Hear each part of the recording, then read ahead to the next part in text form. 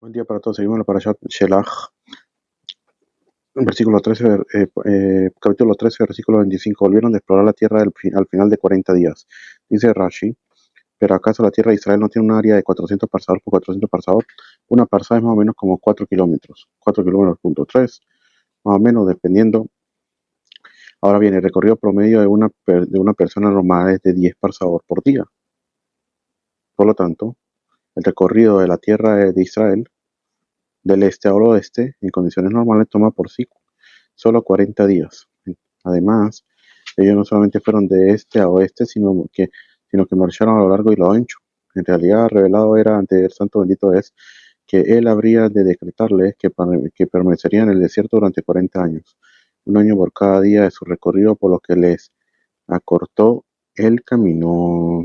Decreto sería la consecuencia de sus actos, no un decreto divino independiente de ellos.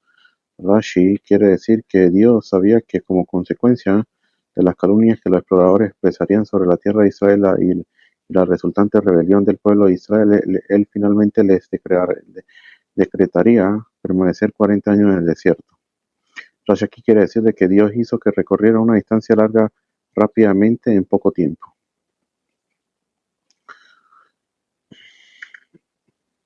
Fueron y vinieron ante Moshe y Aarón y ante toda la asamblea de los hijos de Israel al desierto de Parán en Kadesh, y trajeron de vuelta el reporte a ellos y a toda la asamblea, y les mostraron el fruto de la tierra.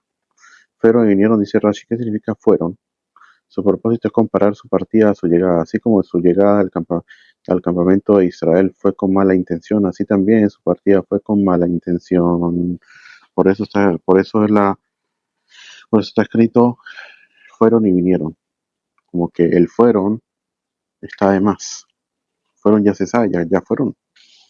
Entonces viene a decir, ¿no? Lo que dice Rashi, y trajeron de vuelta el reporte a ellos, o sea, a Moshe y a Aarón. Dice, como dice que trajeron a ellos. Al inicio del versículo se menciona que los exploradores vinieron ante Moshe y Aarón, y ante toda la asamblea de los hijos de Israel. Ahora bien, como la Torá a continuación dice que además de a ellos trajeron el reporte a toda la asamblea, ello implica que a ellos se refiere a Moshe y Aarón. Seguimos. Ellos le relataron y dijeron, llegamos a la tierra a la cual nos enviaste, y ciertamente es una tierra que emana leche y miel, y este es el fruto. O sea, que les mostraron el fruto. Una tierra que emana leche y miel, dice Rashi, cualquier palabra de mentira en la cual no se dice algo de verdad al principio, no podría mantenerse al final. Esto explica por qué primero reconocieron que la tierra de Israel efectivamente sí manaba leche y miel. Primero hablaron bien de ella para al final calumniarla. De aquí aprendemos algo tan interesante, de que cualquier palabra de mentira que no tenga algo de verdad al principio no podría mantenerse al final. Con esto podemos hablar sobre el cristianismo y el islam, de que todas sus mentiras se basan en la Torah. Toda la base de ellos es la Torah. Y encima de eso colocaron todas las cosas que ellos agregaron y todo lo demás, todas las mentiras de ellos. Y por eso es que ellos se sostienen hasta el día de hoy. Si no, ya se hubieran, como dice Rash aquí, no podría mantenerse al final. Seguimos. Sin embargo, el pueblo que habita en la tierra es vigoroso, y las ciudades son fortificadas e inmensas, y también vimos allí a la progenie del gigante. Fortificada, dice Rashi, este término expresa la idea de fortaleza. La traducción de Targum dice Krihan, término utilizado para designar una fortaleza circular, ya que en la lengua aramea significa redondo.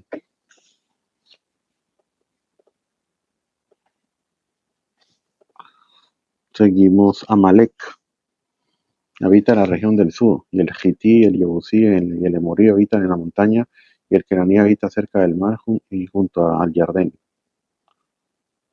Amalek habita, dice, puesto que los israelitas ya habían sido quemados por Amalek. En una ocasión anterior, los exploradores lo mencionaron con el propósito de infundirles miedo.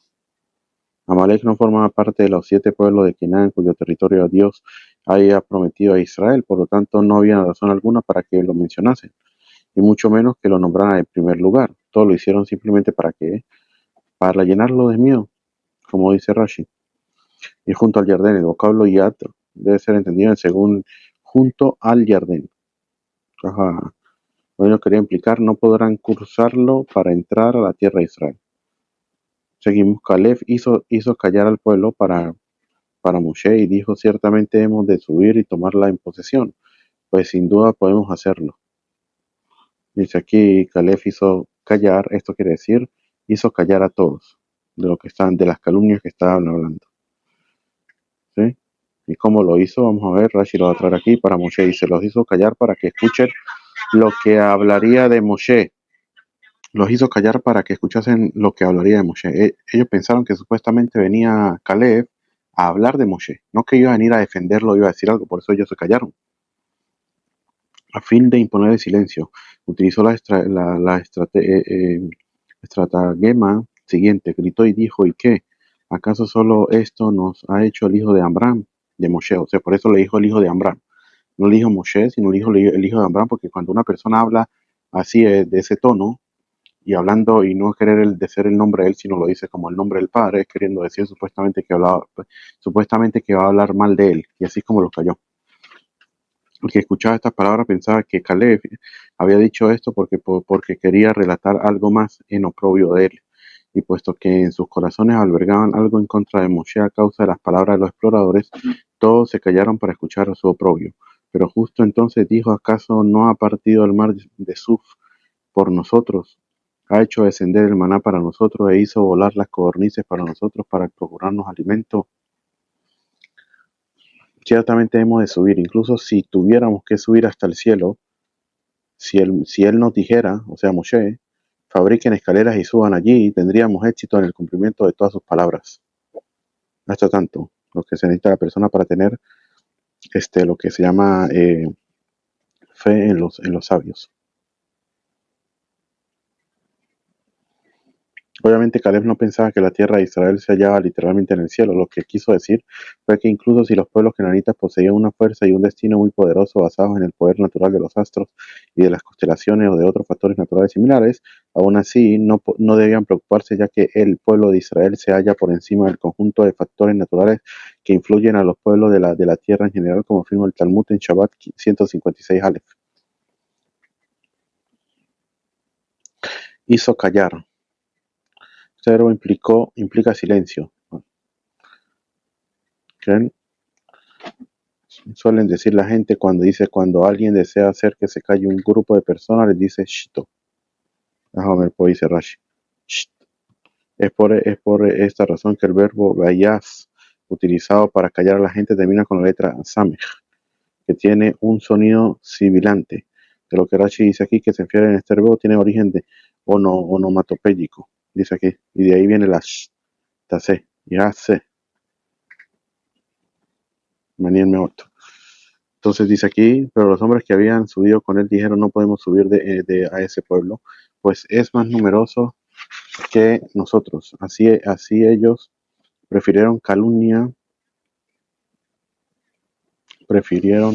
de la tierra que habían explorado a los hijos de Israel, diciendo, la tierra que atravesamos para explorarla es una tierra que devora a sus habitantes, y todo el pueblo que vimos dentro de ella eran hombres descomunales. De allí vimos a los titanes, descendientes de Anak. De entre los titanes éramos como cigarras ante nuestros ojos, y así también éramos ante sus ojos. Dice, es más poderoso que nosotros, dice Rashi, si fuera posible expresarse en tales términos, ellos dijeron eso también respecto al Altísimo. Quiere decir que la palabra decir mimeno, más que nosotros, también se puede decir más que él. También ese fue el contexto en el cual ellos querían decir eso. Y de allí se sabe que por decir eso, de aquí, cuando ellos ya cayeron prácticamente en la soga del Yetzer Hará, para hablar mal del Altísimo, que devora a sus habitantes. Ellos dijeron, en cualquier sitio que atravesamos los hallábamos enterrando muertos. Ellos no lo entendieron así, pero el santo bendito hizo que ellos encontraran dicho espectáculo para su propio bien, a fin de ofuscar a los que venían en su duelo y que no prestaran atención a estos exploradores, que no se dieran cuenta. O sea, que Cthulhu le hizo un geset, ¿sí? Le hizo un geset de que la gente muriera y que ellos tuvieran supuestamente que sacar a los muertos y todo eso y hacer todo eso para que ellos pudieran pasar y explorar la tierra. Pero ellos lo vieron de otra forma. Ellos lo vieron, fíjate cómo mueren, fíjate cómo mueren. Es una tierra que mata a las personas. Hombres descomunales utilizaban esta expresión queriendo decir eran enormes y altos, hombres de quienes al hablar de ellos es necesario adjudicarles una medida, como en el caso de Goliat, su estatura era de 6 pies y un palmo.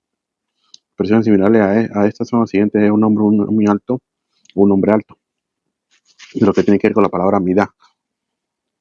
Los titanes eran los gigantes descendientes de Shamhasai y Azael, que, como se sabe, que eran los dos entes titanes que cayeron del cielo a la tierra. Esto quiere decir que descendieron de su estado trascendental a la condición terrenal, quienes cayeron del cielo en los días de la generación de Enosh. ¿Okay? Rashi cita este Midrash agádico para explicar la repetición de la palabra Nefilim en este versículo. La frase "y allí vimos a los titanes descendientes de Anak", en lo de los titanes no parece tener sentido, pues repite innecesariamente la palabra Nefilim, de los titanes. Por ello Rashi explica que en realidad cada una de estas palabras tiene un sentido distinto en la frase. ¿Sí? Seguimos. Y así también eran ante sus ojos. Escuchamos que ellos decían entre sí: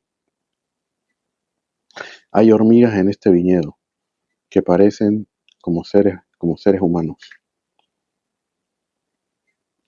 Rashi comenta esto para explicar cómo es posible que los exploradores supieran qué era lo que los gigantes pensaban de ellos.